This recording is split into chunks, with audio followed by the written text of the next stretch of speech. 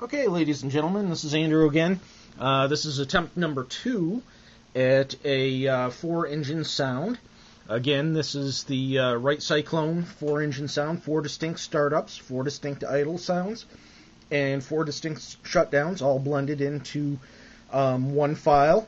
It's actually stereo file, like I said before, so you get 2 from each speaker. One of the things that I cleaned up was actually modified the idle a little bit per request and changed the pitch. So each individual engine has a slightly different pitch, so they don't blend together quite as well to make one sound. So they're offset, so cylinders firing and stuff like that are offset from each other, and also the pitch is changed between 3 and 4% for each engine. So high range is going to be about 6% higher than the low range.